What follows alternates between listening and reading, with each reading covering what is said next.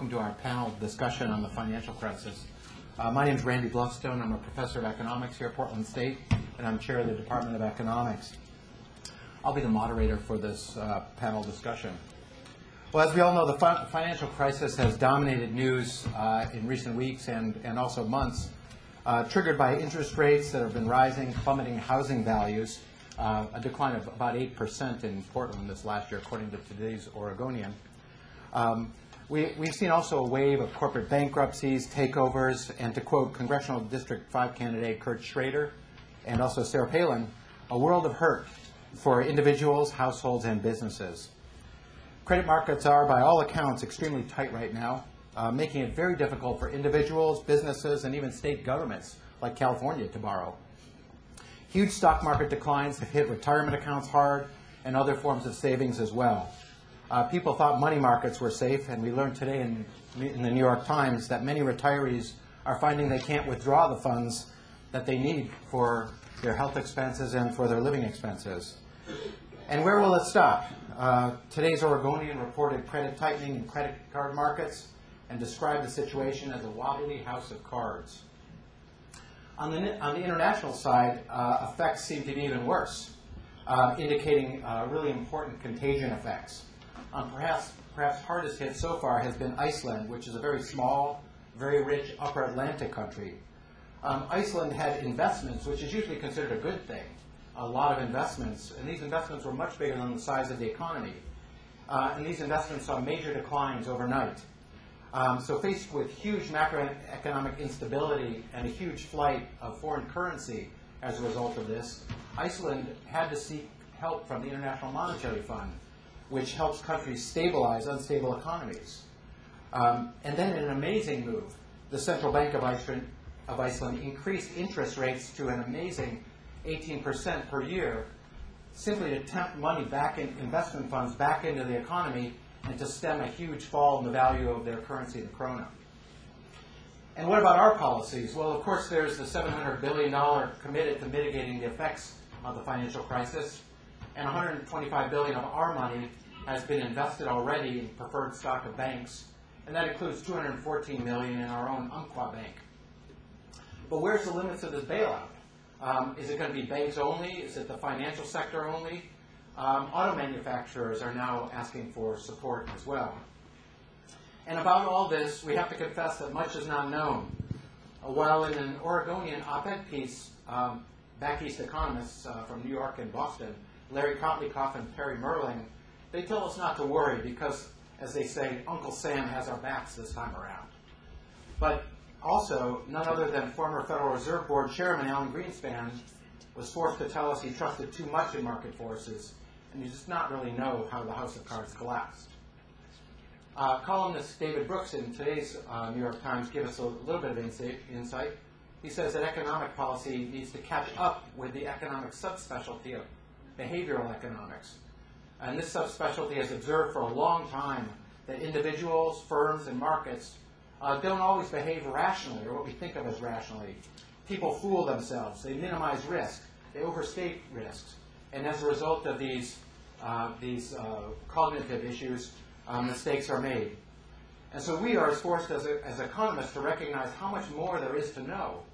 And we also have an obligation to communicate those doubts to policymakers.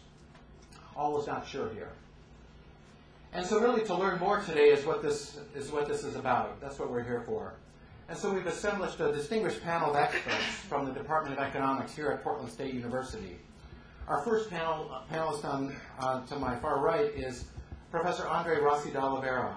Dr. Oliveira is an associate professor of economics at the University of Brasilia in Brazil, and he's a visiting professor here at PSU. Dr. Oliveira is an expert on the economics of regulation. Next to him is Associate Professor Hiro Ito. He'll speak second. Dr. Ito is originally from Japan, and he's an expert on macroeconomics and international finance. Professor of Economics John Walker is our most senior faculty member in the Department of Economics.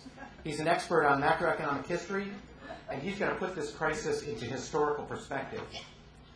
Next to me is Tom Potowski, who's Professor of Economics and also the Oregon State Economist.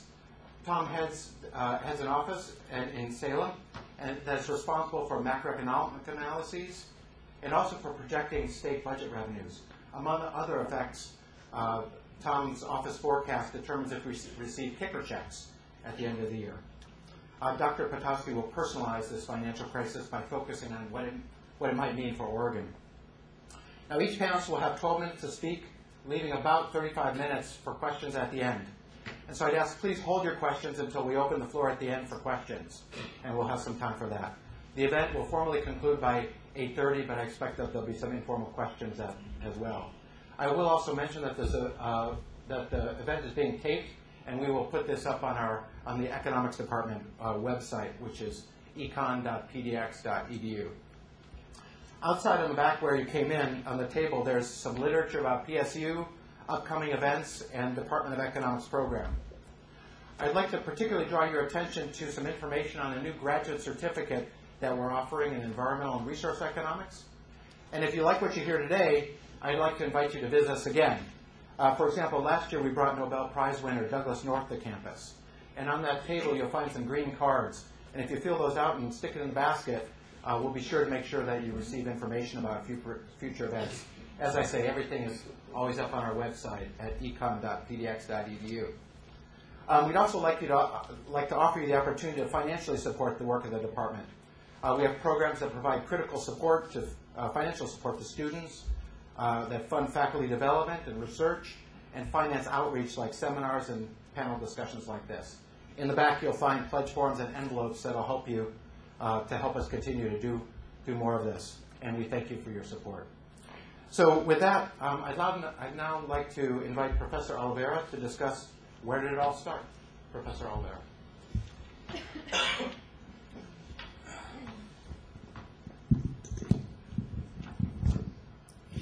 Well, good evening to everyone.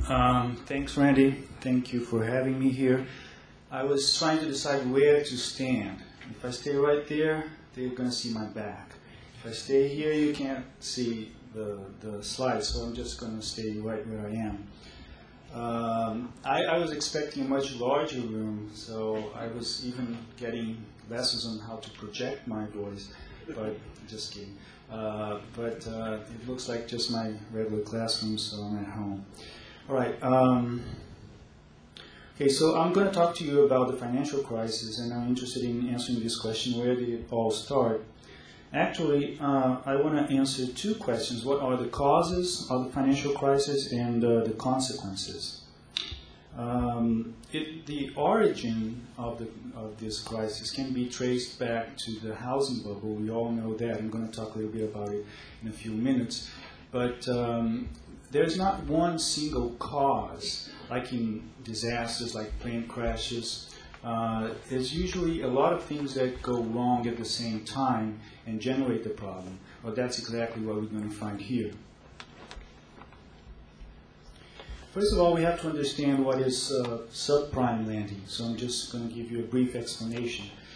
Think about it in these terms. It's just a practice of lending money to people who would otherwise not qualify for those loans. Okay?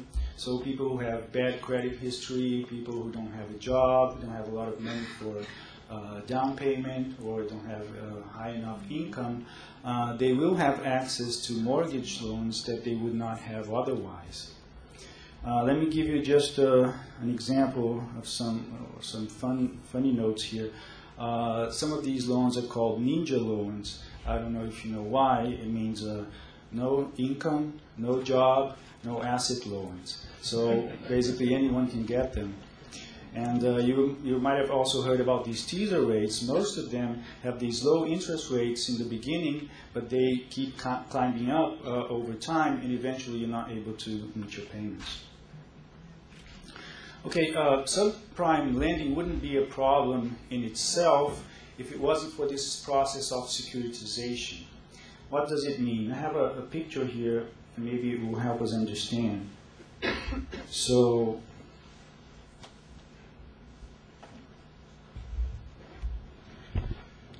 here are the people who want to buy a house, okay, so they want to buy mortgages. And then bank, like Bank X, typically using broker services, will sell mortgages to all those people.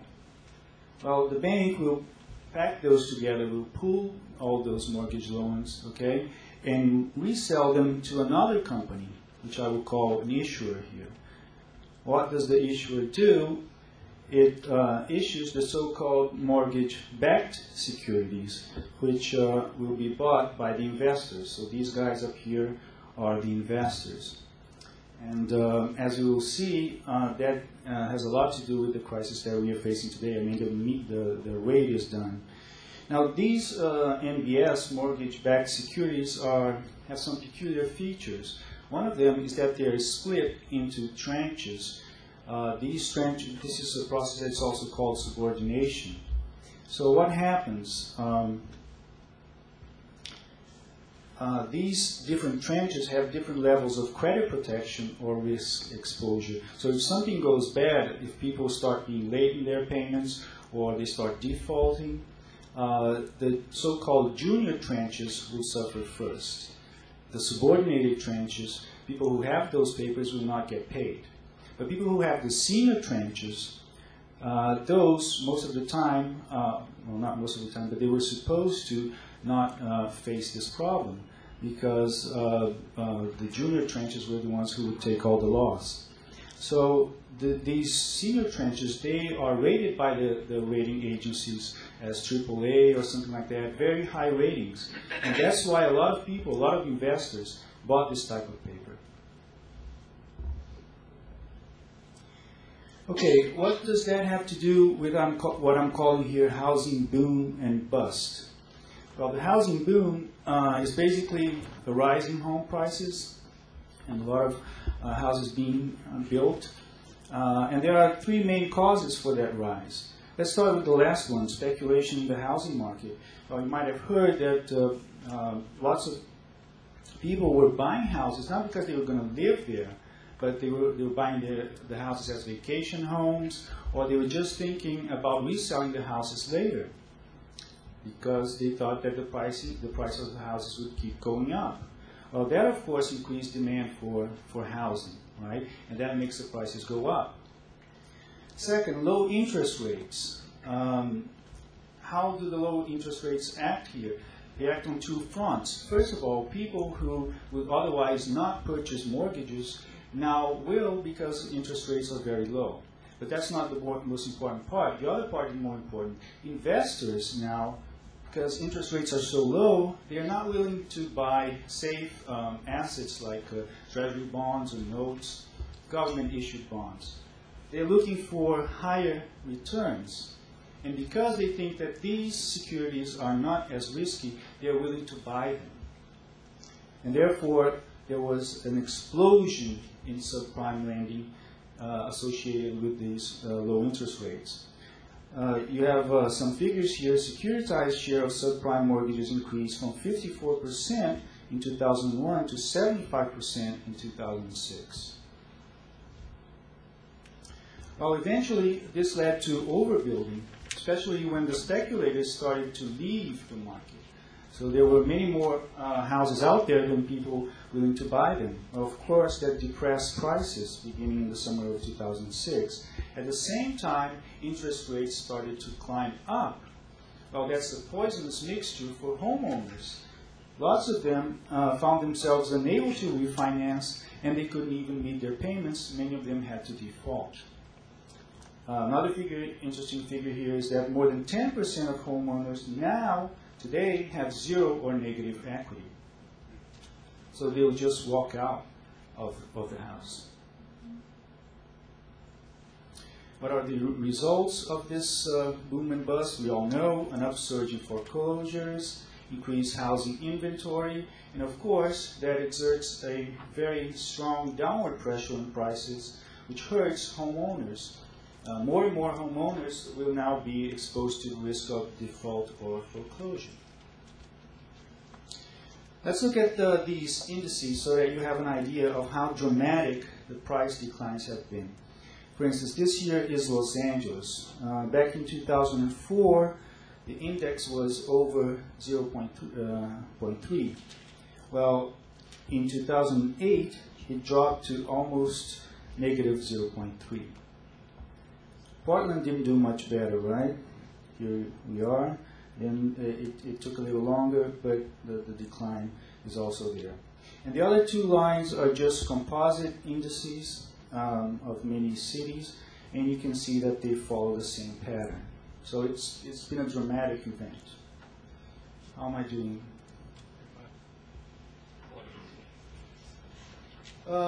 Okay, so we know that there was this housing bubble and that it burst.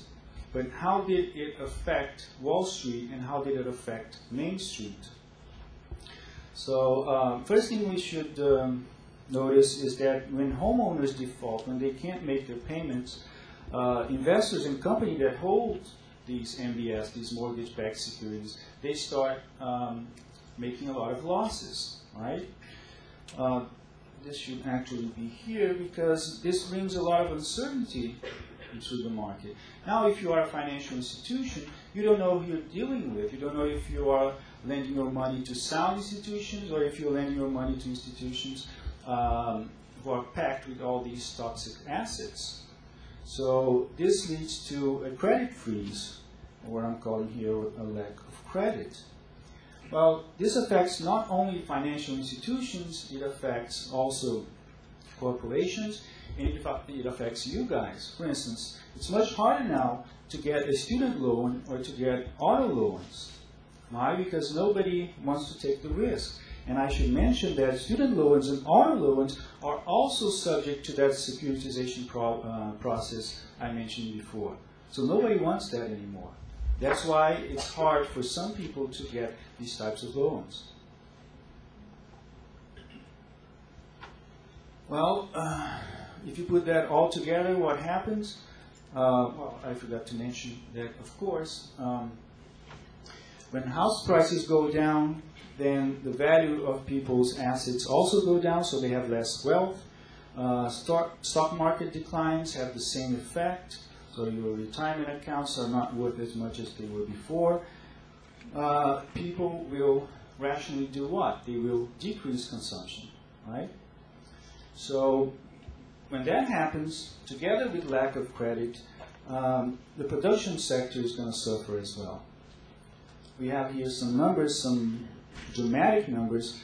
Look at the reduction in car sales for three main manufacturers. This is October 2008 from a year ago. Ford sales dropped 33.8%, GM 15.6%, and Toyota 32.3%. And of course, that's not only happening in the automobile sector. It's happening all over. 1 minute, sure. Okay. So, and we also expect 1 in 5 car dealerships to close in the fall of 2008. That leads to a lot of layoffs, and unemployment rate is on the rise. Just want to mention one more thing. You might have noticed that even credit card issuers are holding back. So you don't find that many credit card offers in your mail anymore. Your interest rates are probably going up. Credit lines are drying up. So it's a big mess. There are some other causes I could mention, but I'm not going to do that. If you want to talk about them later, we can do that. Okay, what are the lessons? This is kind of contentious, I know. So I'm expecting some questions about this. But I don't think it's fair, or I don't think, especially an economist, should go out there and say that we're in this mess because of the greedy businessmen in Wall Street. Okay? People just respond to incentives. So if they have an opportunity to make a lot of money, there's not a lot of risk involved, they're going to go for it. It is a lack of regulation that is at the core of the problem. Okay? So I wouldn't put the whole blame on Wall Street, but of course they do share part of the blame. Now, I said government intervention. Is that really called for? What are the characteristics of this market that would make us say that government intervention is good? Well, I tell my students, my principles of micro students, that markets only work well when they are competitive. And competitive markets have to satisfy certain assumptions. So let's see what economic theory has to say about market for these securities, for these derivatives, especially the MBS securities, as far as these assumptions go. First of all, there's a lot of asymmetric information. What does that mean? It means that basically only the people who design these securities know how they work and how much they're worth, right? So if you're an investor, you have much, much less information than the person who's selling to you. It might even be that the seller doesn't know that much either because he's just reselling it or just brokering the sale of those securities. So asymmetric information doesn't go with competitive markets. Second, and more important, are externalities. We've all witnessed this. Failure of one or two institutions can have a very, very large effect on the rest of the economy. Panic can be widespread. That's what we call systemic risk. A lot of people would want to go to the bank and just withdraw their money. I'm almost there. And finally, moral hazard. What is that? If you guys buy a car and you don't have insurance, I know that you have to have insurance to take the car from the dealership, but say you don't have insurance for some reason, then you're going to be very careful. You're not going to drive fast. You're going to look out for bad drivers around you. You're not going to park your car in unsafe places. But once you have insurance, your behavior might change. Now you like to race with other people on the street, park your car in dark places. So your behavior changes, right? Same thing happens here because everyone, or almost every link in this process, was collecting profits and believing that they were transferring risks to other parties, to third parties. So they felt insured. And when you feel insured, you're going to take on more risk, okay? And finally, I should say that, and you know that, this is not the first time the government bails out financial institutions. So we should look back and see what were the repercussions of what was done in the past. For instance, the bailout during the savings and loan crisis, what was the message that it sent to investors? Well, if things go bad, the government will come to the rescue, right? So why not do everything over again? And that's one of the risks we face today. All right, so given that economic theory says that's not a competitive market, there are market failures going on, we should regulate it. So regulation is needed, but it has to be done in a smart way. So hopefully I didn't go over my time too much. Thank you. Thank you very much.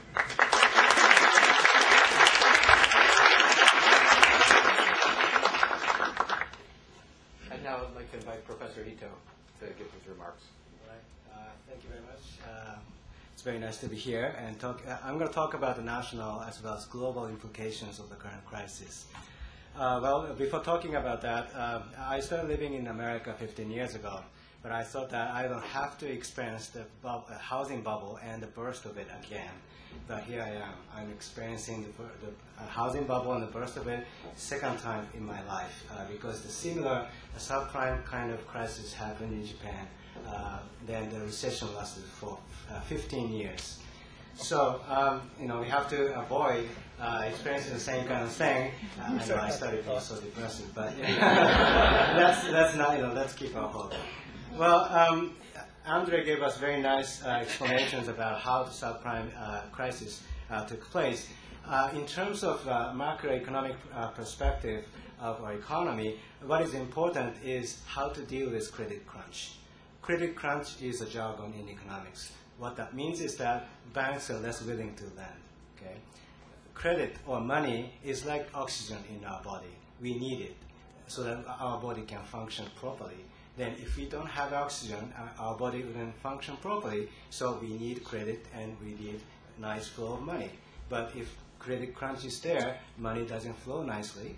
So that's the problem we are experiencing. And as soon as we started thinking that, well, the near future is kind of looking gloomy, then we try to protect ourselves by spending less. So if we spend less, and that's not good for the economy either. So it's a self-fulfilling prophecy. That's what we are experiencing. So unfortunately, we'll have to experience more corporate bankruptcies or individual delinquencies and foreclosures, and the rate of unemployment, which is currently 6.1%, will probably have to go up somewhere around 8 to even 10%. So we are experiencing a very severe situation right now. So what that means is that we people will have less income and less job security, and in terms of our economy, what is expected to be happening right now is a significant drop in consumption. That is very important because consumption accounts for over 70% of our economy. So no wonder we are facing a recessionary situation right now. So in this kind of gloomy environment, what has the government, or before talking about that, if the economy doesn't get better, the financial crisis will linger. And if the financial crisis doesn't get solved, and the economy will continue slumping. And that's what happened in the United States during the 1930s, and that's what happened in Japan during the 1990s. So in this kind of environment, what has the government been doing to fix the financial system? And yeah, that's great. To fix the financial system and prevent the economy from dipping into a deeper recession? Well, we all know that the government has been doing a lot of things. That includes the famous or infamous $700 billion bailout plan. This massive amount of funds will be used to recapitalize the failing banks. What that means is that the government will purchase stocks of these weak banks so that banks will feel more security and trust in the banking system and start lending. And recently, the Federal Reserve Board, or the Fed, started purchasing commercial papers from corporations because corporations are having a hard time to get financing. So now the Fed is willing to purchase corporate commercial papers issued by corporations. Well, what about monetary policy? Well, you may know that this afternoon the Fed lowered the policy interest rate called the federal funds rate from 1.50% to 1%. And this is the second time in the last 3 weeks and the 8th time since 2007. So what that means is that the Fed has been trying to lower the cost of borrowing so that would make it easier for people like ourselves and corporations to borrow, and hopefully money will start flowing more smoothly. Then to prevent the economy from dipping into a deeper recession, the government can also implement fiscal policy. And actually, the government has then implemented the tax cuts that took place in the spring of 2008. And now they're considering to implement a second stimulus package that will probably be composed of government spending programs, such as more spending for infrastructure building and development. So the idea is that if we in the private sector don't spend so much, well, we can have the government to spend instead. So that's the basic idea of increasing government spending, and hopefully this is going to stimulate our economy, then minimize the potential recession. So given the government has already implemented tax cuts, given the Fed has been lowering the interest rate, probably government spending is the only way to go now. And it is quite important for people in Washington, D.C. to come up with some kind of stimulus package so that the government will spend more. Then, so what we have been talking about is that, well, the government is so committed to spend a massive amount of money to fix the financial system and also to prevent the economy from dipping into a deeper recession. Then the natural question we may come up with is, where does all the money come from? Well, first of all, although the government decides to spend $700 billion, it doesn't mean that we're going to lose $700 billion. Or it doesn't mean that all $700 billion will get into the hands of the CEO of investment banks and so forth. As a matter of fact, already the Fed is committed to spend over $1 trillion just for the sake of stabilizing the financial system. Okay? But it doesn't mean that we're going to lose all that money, because we taxpayers will become shareholders. So if banks start performing better, we as shareholders can even reap some benefits out of it. Okay. History has told us that in the past there are countries that experienced the same kind of crisis and ended up having profits out of a crisis. Okay?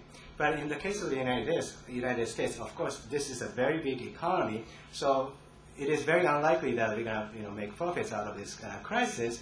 But on net, the cost of financial stabilization measures may not be as high as we think it's going to be. And the second thing is that eventually the U.S. government will have to issue more government bonds. Okay? What that means is that we're going to have to borrow from our future generations. Then we may wonder, well, does that mean that our children, or grandchildren will have to bear more tax burdens? Not necessarily. Because if recovery happens quickly enough and in proper manners, then tax revenue will go up. Okay? So what that means is that we are borrowing from our future tax revenues. So that's what we are trying to do. Therefore, the quicker the recovery takes place, the better for all of us. And another thing is that if a government issues government bonds, the government has to look for buyers. Okay? Interestingly, the U.S. government doesn't have to have a hard time finding buyers right now because a phenomena which economists call flight to quality is taking place. What that means is that this crisis is not an American crisis, it's a global crisis.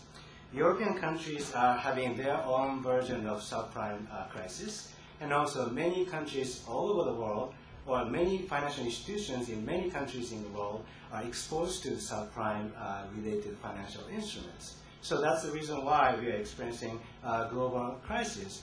And also, international investors who used to be making a lot of investment in countries like Asian countries and Latin American countries, what they're doing right now is to try to withdraw money as quickly as they can and try to buy the safest financial asset, which is the U.S. government bond.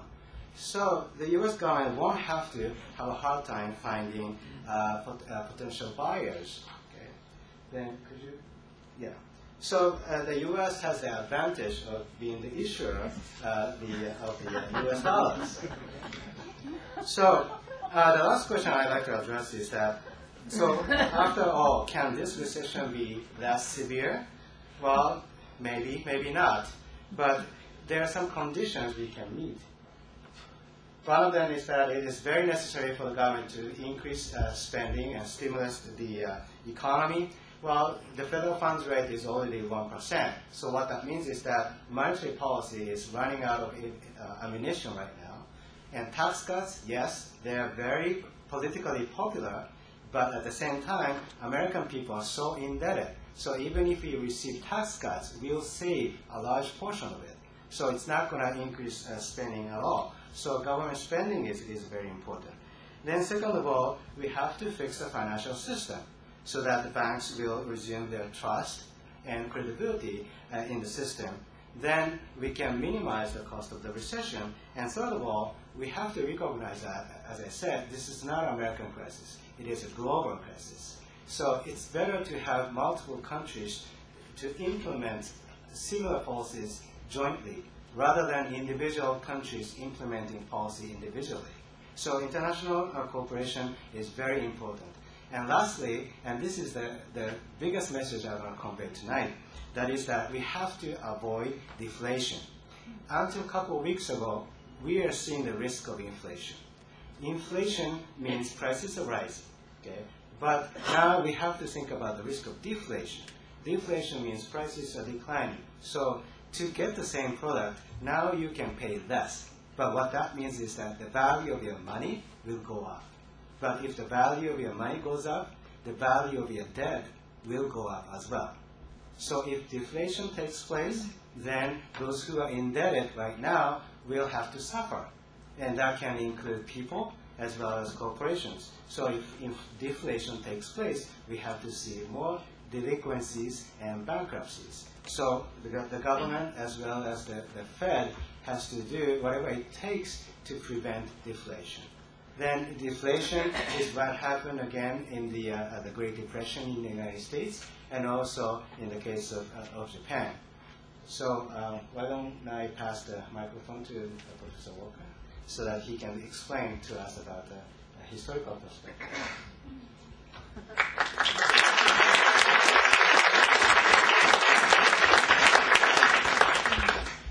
I want to start with quoting Professor Charles Kindleberger of MIT, who's sort of a pre-behavioral economist. He was publishing in the 1930s and still in the 1990s. In his Manias, Panics, and Crashes, which may give you a hint, he describes 31 major financial panics affecting one or more of the major capitalist countries between 1790 and 1987. That works out to one every 9 years. People say this is unusual and that sort of thing. This is simply wrong. These are really quite common. Second, I want to make a little point about major points that Hiro was making, and quite correctly. The Constitution of the United States, in Article 1, Section 8, says Congress has the power to coin money and regulate the value thereof. Everyone who's taken a Principles of Economics class from any of us has had a textbook that said money in the United States is currency and coin outside of banks and demand deposits. That's the checking accounts from the banks. Banks create money. That is unequivocally a government function. It is then reasonable for governments to regulate banks because they perform government functions and make a lot of money from it. We have actually had the government of the United States radically restructure the monetary system of the United States 5 times in our history. I don't want to go through all 5, it'd be pretty grim, but I want to do the first one because it's really quite wonderful. The financial system was set up under the direction of Secretary of Treasury Alexander Hamilton, working for George Washington and listened to by Congress. Congress had Hamilton write a series of essays on how to run an economy. They've been in print for more than 200 years now, and they're the best economics writing in American English. One of the things he wanted was a central bank, but it's not in the modern sense of central bank. What it was a great big bank, many times bigger than any of the private banks, but a private bank. That bank would create the paper money for the country and operate the market for the national debt of the country and secure the payments on the national debt. It was called the Bank of the United States, and the government of the United States owned 20% of it. I've seen a couple of dozen comments about our government's putting money into private banks as socialism. If it's socialism, George Washington was a socialist. And so am I. Okay. The system Hamilton set up secured the wonderful credit rating of the United States that Hiro just referred to. Whenever there's trouble in the world financial system, everybody sends us all of their money, which is strictly good news. The opposite's kind of scary. How it works is the national debt is a refunding system, and what that means is when the bonds come due, they borrow the money to pay the bonds. Now, this is simply an imitation of banking. When Hamilton wasn't running wars in countries, he was a banker. You walk into a bank and you see a bunch of customers lined up at the teller. Somebody's putting money in, somebody's taking money out, somebody's putting in, somebody's taking money out. That's a refunding system. That's how the national debt works. Okay? The United States has not missed an interest payment or a principal payment on its debt since this system was set up in 1791. It is the finest single record of payment of interest and principal on loans of any institution on earth. The world doesn't send us their money because they love us. They send us their money because they trust us. They trust us because we pay our bills. Okay, well, we went through a bunch of changes. They didn't always keep it that way, but they kept the refunding system. They screw around with the rest of the financial system. And we've had plenty of crashes in American history, and I can't go through all of them. A kind of fun, in 1896, there was a big stock market crash, and J.P. Morgan organized some other banks and pretty much stopped it by just walking onto the stock exchange and buying things. This is called being a lender of last resort. Kindleberger, that I started with, is the great champion of lenders of last resort. And what he observes is when you get a lender of last resort, the recession from the financial collapse isn't too bad. When you don't get a lender of last resort, the recession is hideous. Okay, there's another panic in 1907 and everybody's scared, and the standard history books all say that in response to the panic of 1907, we create the Federal Reserve System in 1913. Notice a 6-year delay there. That's very common in these kinds of things. You can expect that the country will probably completely reorganize its financial system over the next decade, but it's not going to be next year. Okay, the next crisis is the famous big one in 1929. Morgan's son walked onto the stock exchange, again representing a consortium of banks, and the prices fell through him like a hot knife through butter. He couldn't touch it. There simply wasn't sufficient private wealth to stop a stock market crash by 29, and we had a government that didn't believe it should be responsible for such things. That's where you get 10 years of bad economics. The reforms of the 1930s are many and extensive, and a bunch of them are in finance, a whole lot of them. And they significantly reduce chances for bad behavior. You can't eliminate it, but you can reduce it. This sort of thing became unpopular really starting in the 1960s and increasingly from then to now. And so we have been deregulating. It really gets started with Jimmy Carter, and every president from then to now we've had more deregulation than we got from the president before. So I thought I'd do for you some of the financial panics we've had in the United States in the last 40 years. Here they are. In the late 1980s, the stockbrokers of the United States completely lost control of their bookkeeping. This was serious because most common stock is actually held by the brokers in trust for their clients, and they lost track of who had what money. The government found out about this when a little old lady went to her broker to transfer several millions to her grandchildren, and the broker said, "We've never heard of you." Not surprisingly, she was somewhat upset. When they got through auditing, 100 stockbrokers went bankrupt. And we created the Securities Investors Protection Corporation. That's to protect citizens from stockbrokers because they cannot be trusted with your wealth. But the government will secure you in your wealth, whether the brokers can or not. In the 1970s, many of the money center banks took to lending large amounts of money to rather nasty dictators. Probably the most famous was the Shah of Iran, but there were a lot of those caudillos in South America doing the same thing. As the various societies recognized they had awful governments and overthrew them and created new governments, which were often also awful, the new governments repudiated the debts. In the 19th century, that was fixed by sending a gunboat. The last case of that I know of in the United States was in 1915. The United States occupied Haiti and turned over its tariff system to Kuhn Loeb Corporation to pay off the debts of the government of Haiti to the citizens of the United States. We don't do that anymore, probably because you can't. In 1970, the Penn Central Bank went bankrupt, basically because it was managed by a man whose IQ was easily 6. It has issued a lot of commercial paper. Now, the principal use of commercial paper is to finance relatively short-term purchases.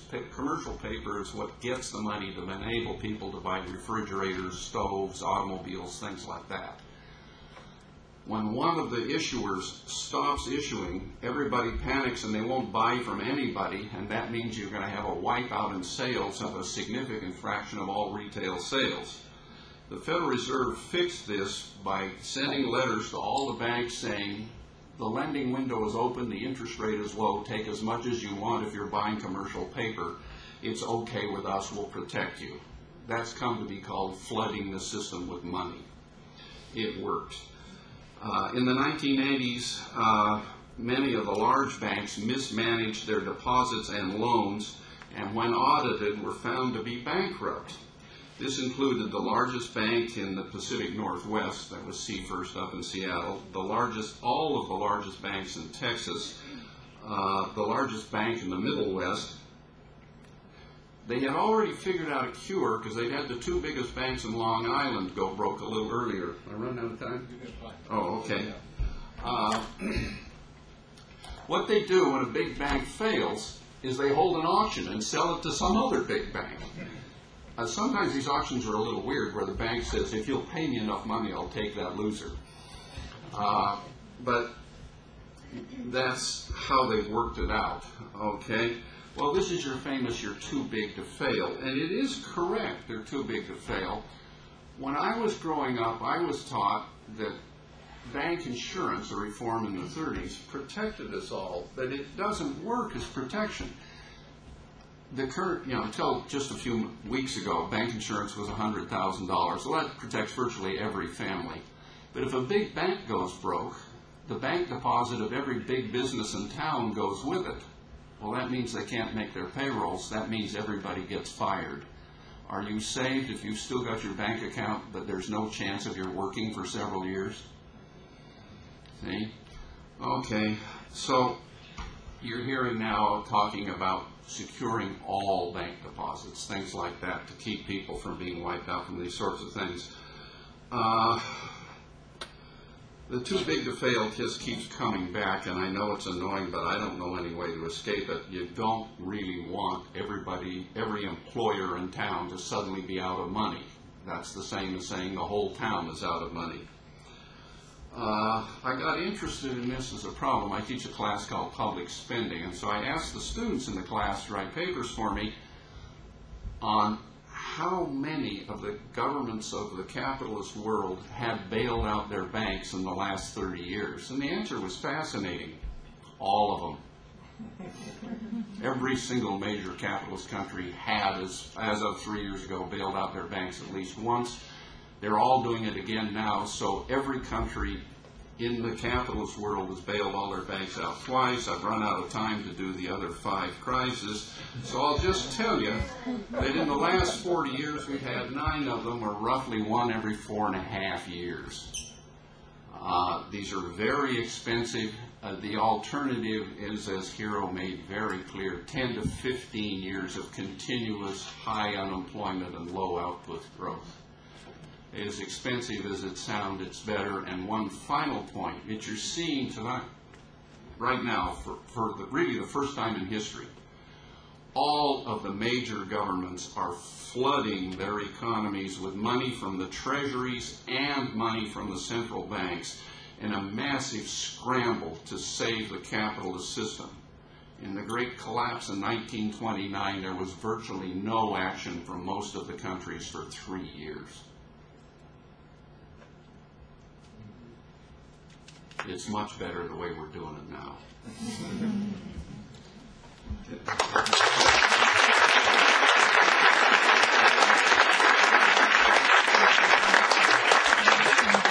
Well, when we move to the questions section, I'll invite someone to ask for the details on more crises. But for now, maybe I'll invite Professor Tom Patowski to speak. Okay, I just want to reiterate what the previous 3 speakers have talked about.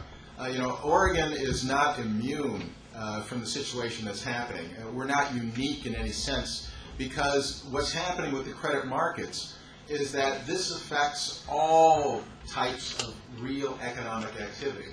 Money is the one item that links all markets together, and when that link communication breaks down, all your markets. It's not just the housing market, but now it's the grocery store. I mean, on and on. Everything is affected.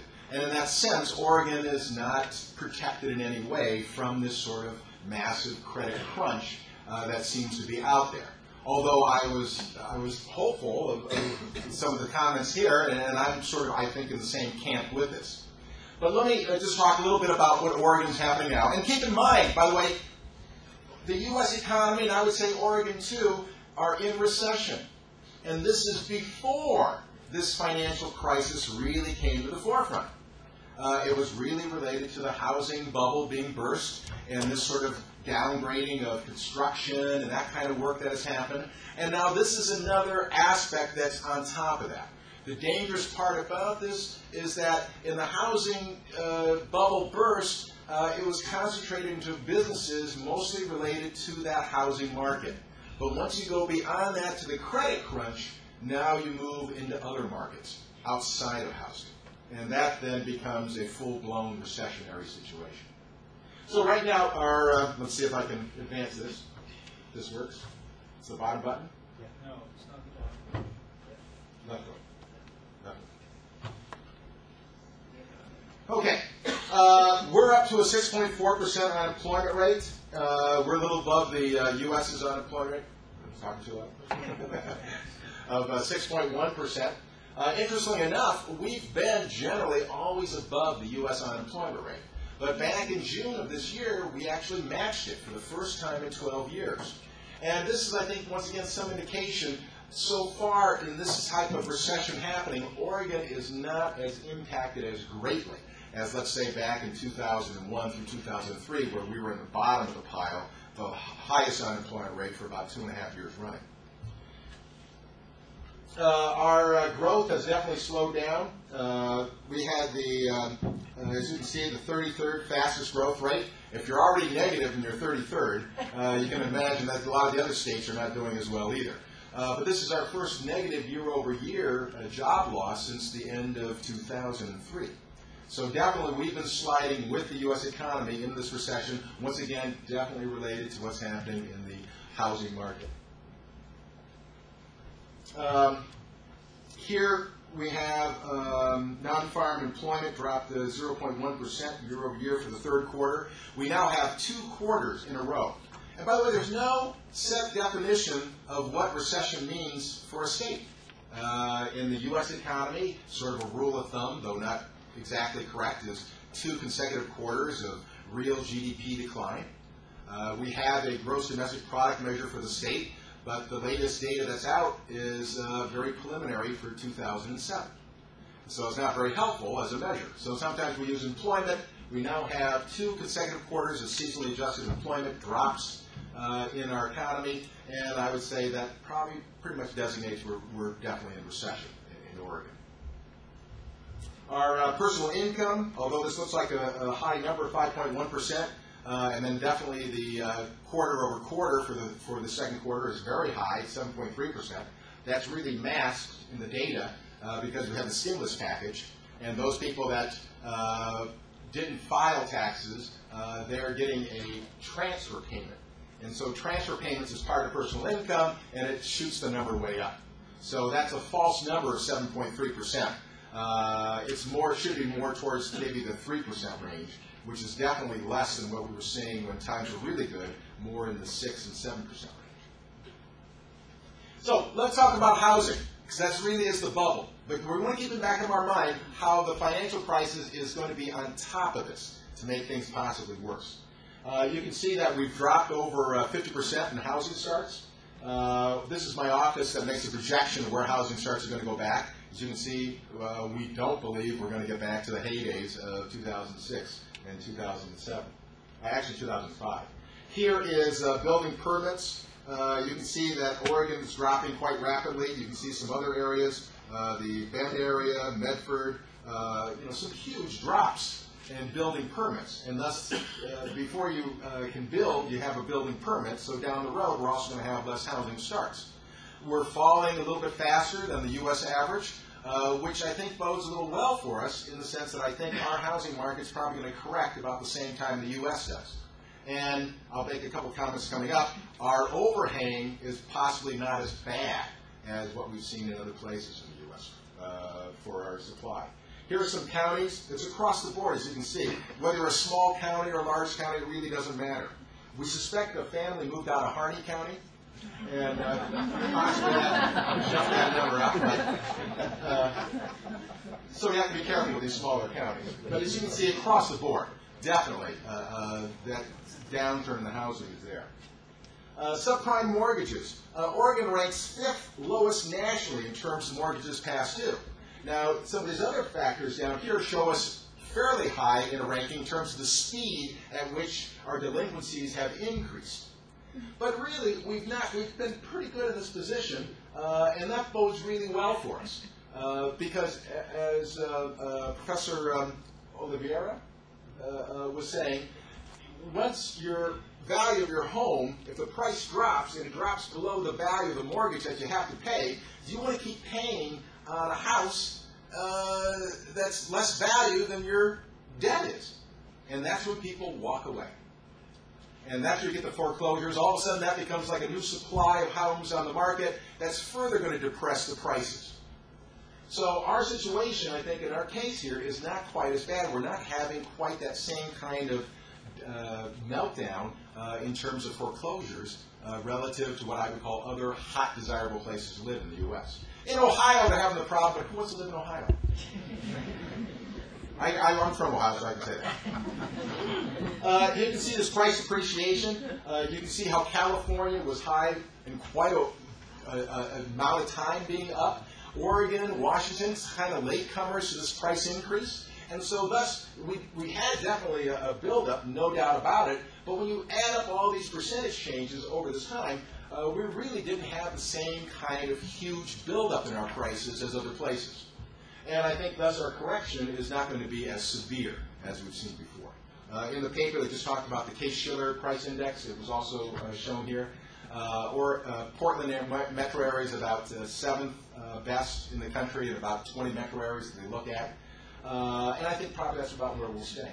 But we're not in Miami, which is down by 30%, Phoenix down by 30%. We're in the 7%, 8% range. And we probably have a little bit farther to go down, too. But likewise, I don't think it's as bad as we're going to see a corrections in other places. Our exports are kind of a bright spot for us.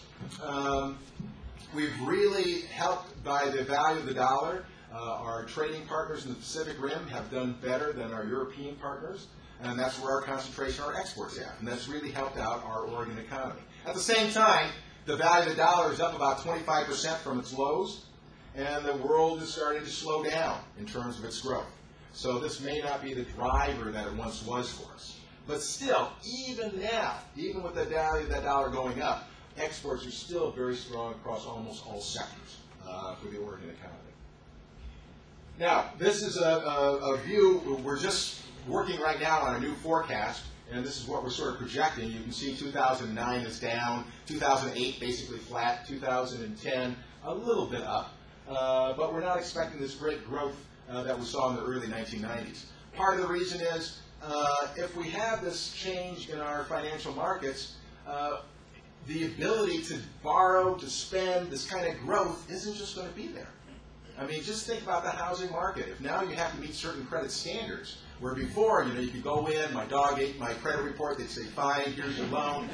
That's not available anymore. You've got to actually show that you have some sort of collateral behind what you can do. So it's just the process of growth, at least for a while, is probably going to be a bit slower than what we saw in the past. If only Oregon could be like the federal government. Like the federal government, we face the same thing during recessions. We have a situation where our tax revenues decline and the demand for our services go up. But unlike the federal government, we are forced to balance our budgets. And unfortunately, we have to do almost exactly the wrong prescription in terms of a public policy to try to help out the economy. Where the federal government is trying now to pump things up, their deficit spending, we have to either raise taxes or lower spending, actually being pro-cyclical, making things worse than if they were. No kicker this time around. No kicker this time around. Definitely no kicker. Now, some of the aspects with this, we're in a little better shape this time around. We do have a rainy day fund. We have something called the Oregon Rainy Day Fund. We have an Education Stability Fund. Approximately about $700 million are in these funds right now. They have certain triggers before they can use. One is called an economic trigger, 2 consecutive quarters of a drop in jobs. That trigger has been met by this third quarter information that we just have now, with the second quarter, third are down. So the door is already open for legislators to make a move to have to use this money if necessary. And this is a much, much better situation than back in 2001, where the only margin of money they had available was $50 million. And then the drop in revenues were over 17%. We don't expect this situation, as I'm trying to describe to you. We're not having this dot-com meltdown this time. We're not having the high-tech being hit as bad as it was previously. Are we immune from a recession? Absolutely not. But I think this time we're riding this one out a little bit better. The scary part, coming back to our theme of financial markets, is that with the financial markets, the credit crunch that's happening, if it does extend to all markets, Oregon tends then to do worse in a recession because we are still a relatively manufacturing-based economy and we have more volatility through the business cycle compared to other states. Okay, a couple of points there. Remember, we're likely in a recession even before this financial crisis, so this is just another layer on top that can make things actually worse. Oregon does not have an extensive financial activity sector. So unlike New York, when I call there and talk to people there, their employment's going down the tubes. But we just don't have that many people in financial markets to lose their jobs. And the ones that are already lost have been involved with the housing market, and they're gone. Housing is down, but surviving, I think, better in Oregon than California, Arizona, Nevada, and Florida, where they had huge expansive building of homes, speculation, much higher rising of the prices of homes than what we experienced here. And I should have had sales tax states in there. Sales tax states are having a harder time relative to income tax states. Completely the opposite in 2001 through 2003. Because this time around, the consumer was using their homes like ATM machines back in 2001 and taking cash out and spending. Now they've gone to the garage, they've taken the cans back to the store, and that's gone. And they've got really nothing left. And they are scared and they're retrenching. And I talk to my counterparts in sales tax states, and it's just devastating their budgets. Just horrible. And this time, income taxes, although are coming down, are not as bad as definitely we haven't seen in 2001.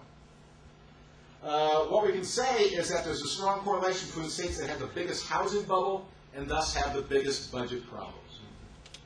And I think that's going to, in a sense, bode well in our aspect, because I think although we're having that housing correction, it's not going to be as terrible as places like Florida, California, and Arizona. And then finally, Oregon will fare worse to the extent this recession is blown across all sectors. And what I mean by that, if this credit crunch works its way into all markets, then we're going to be worse off.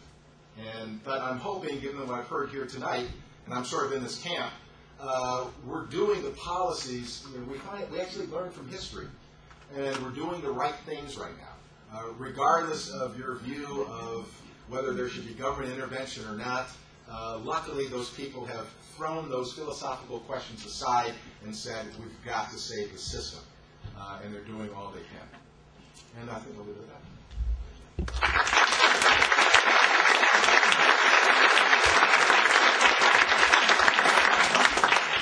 First, thank you to all our panelists. I'd like to open the floor for questions. A couple ground rules.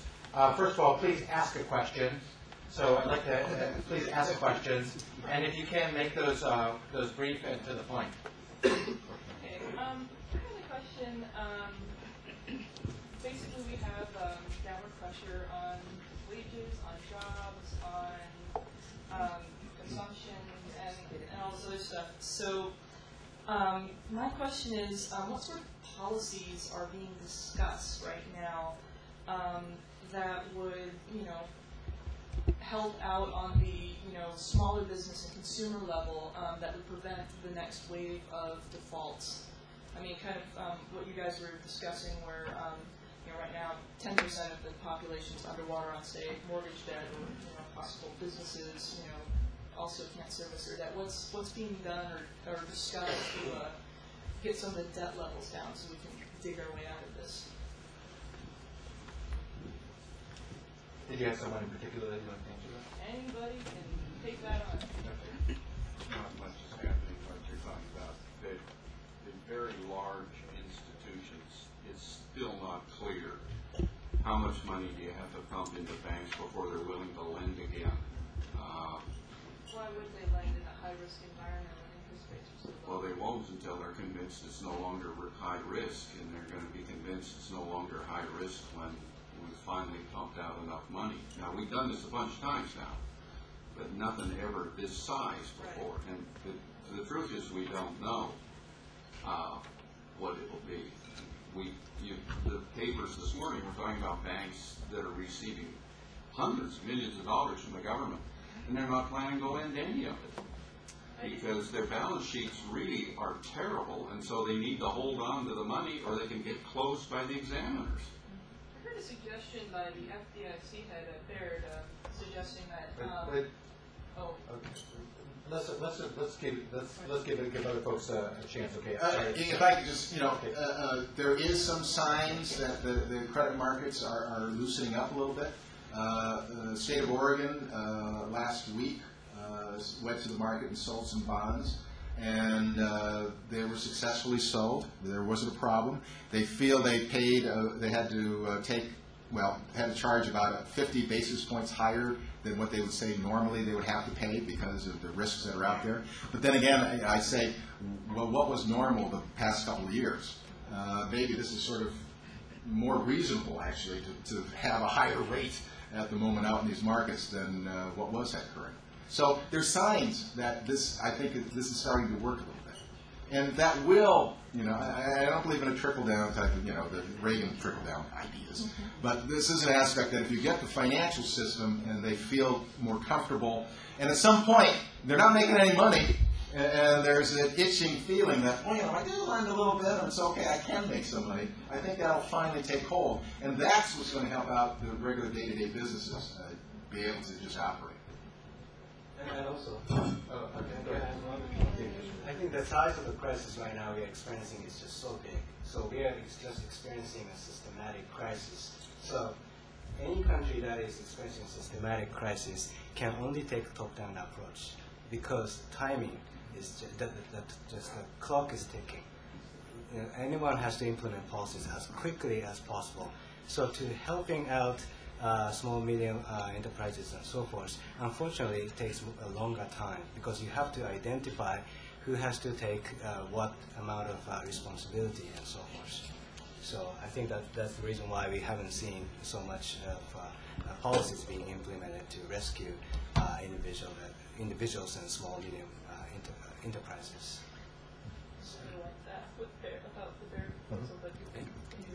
Yeah, please. This should be a simpler time-focused question. Could you help me understand the difference between a recession and a depression? It took a long time in the press to finally say the R word. Okay, when does the D word? When does that occur? To you, Bank of Economics specialists, professors, could you help us understand?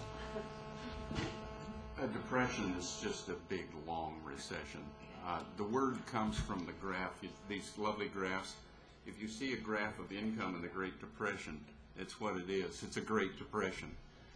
But what it was, actually, it was several business cycles, they down and back up and down and back up again, but always well below possible output, always with high unemployment.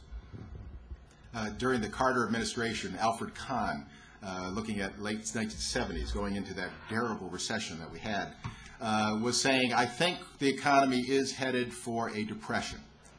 Well, his bosses called him into the carpet and said, how dare you say this, go out to the press. He went out to the press and said, I'm sorry, I misspoken. We are not headed for a depression, we're headed for the big banana. And he was fired. So, politically, we will never, ever have another depression. In the back of I haven't heard much mention about the growing income inequality, and I'm curious, since I know Oregon is one of the most progressive states in the country, if in some way that helps Oregon being one of the top 5 states with progressive taxation. But I wonder, under the circumstances, if we could do better, given that our marginal tax rate essentially is flat. The 9% caps out at a very low income, and just want some comments on that.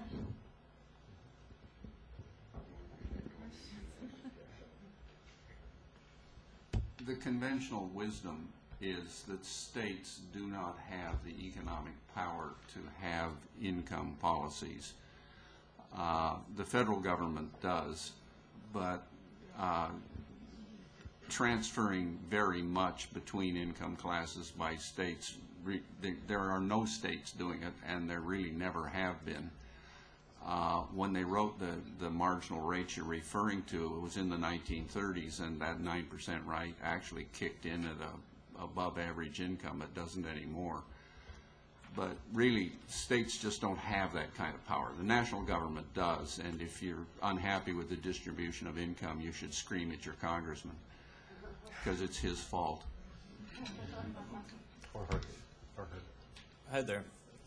It was mentioned that the massive liquidity injections by the Fed over the past few months were in an effort to save capitalism. But doesn't it seem like, from a historical perspective, that what we have is really a more sophisticated form of feudalism, when people work their entire lives paying for their education and living arrangements, and basically that the people who are generating wealth are the people who are issuing the money? I mean, isn't this sort of a different system than what capitalism is? In feudalism, someone owns you. Right. There So is are no we all employees distinction of between the the Federal land Reserve? you work and you. The entire unit is sold as a unit if it's ever sold. We don't have anything like that. You're perfectly free to leave this state and go to another state, and you don't have to take the land with you.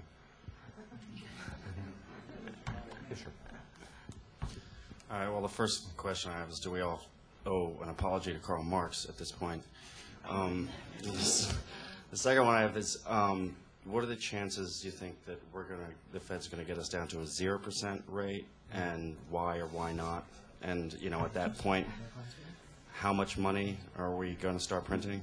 Well, that's the one that would go to zero. I think the question is about whether the federal funds rate is going to go down to zero or not. Well, the reason why the Fed lowered the interest rate today is not because Mr. Bernanke believes in the idea of stimulating the economy through monetary policy. It's just because stock markets would react so negatively if the Fed didn't do. So what that means is that already monetary policy is losing its effectiveness. So what that means is that we only have 1 percentage point left.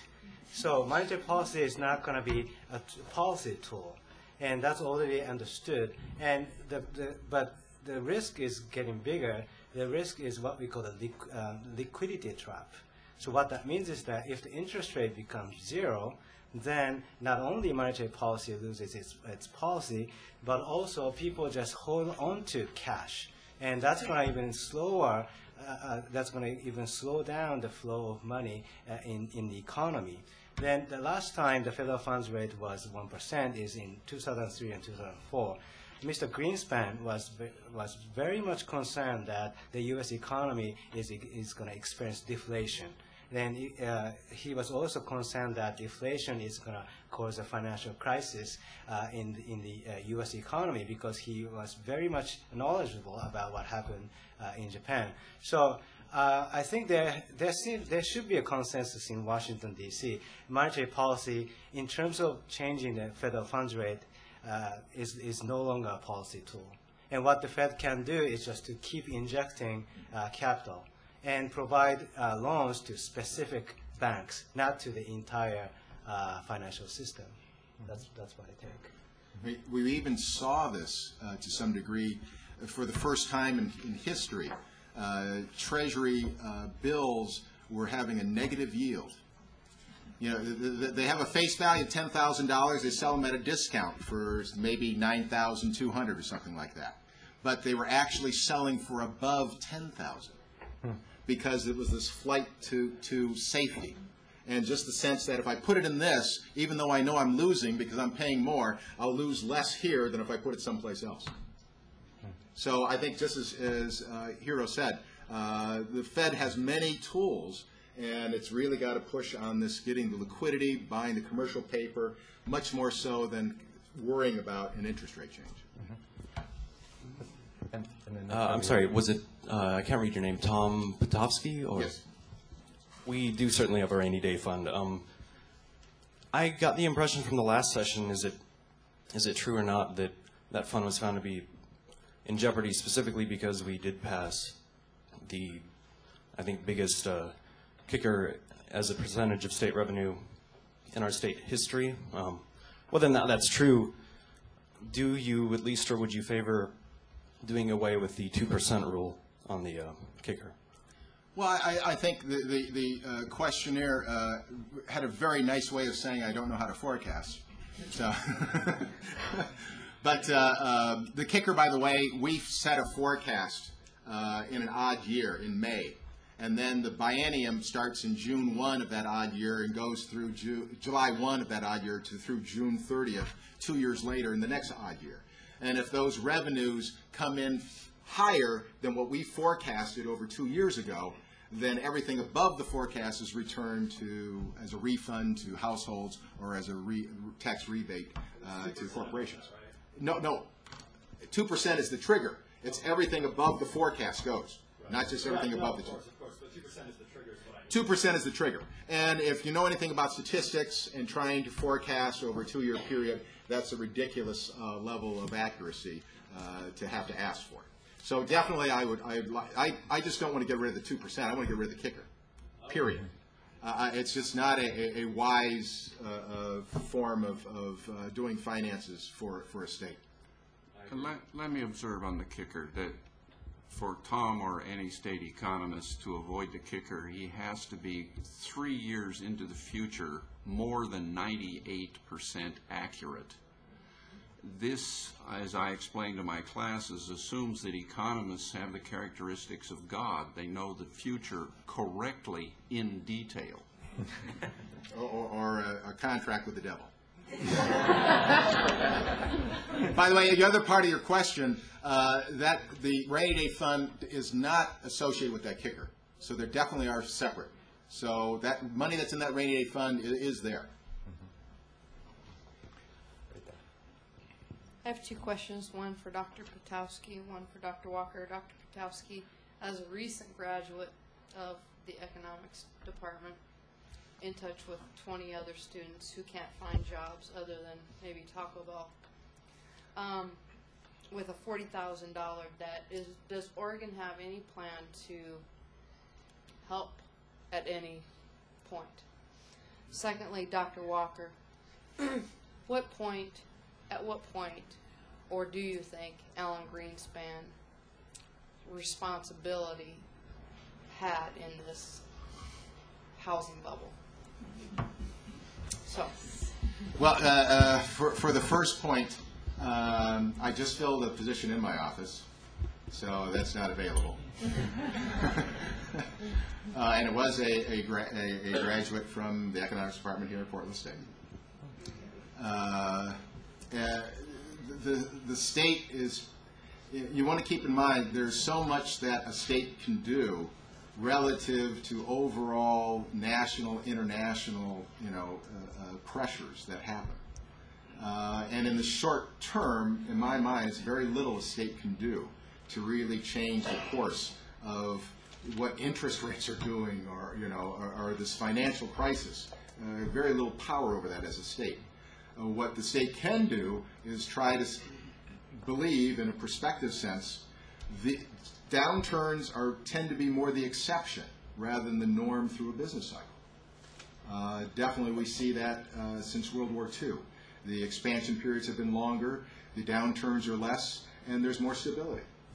So the other part is that as you're trying to crisis manage the downturn, be careful that you don't start cutting other things off that are going to be helpful when you start to grow. So there's many things in the energy credit areas that they're doing to try to promote energy companies coming here, aspects of public infrastructure, and also trying to make sure that the education system stays well. But it's in the short term, really tough to do anything about it. Dr. Greenspan actually used to live with Ayn Rand.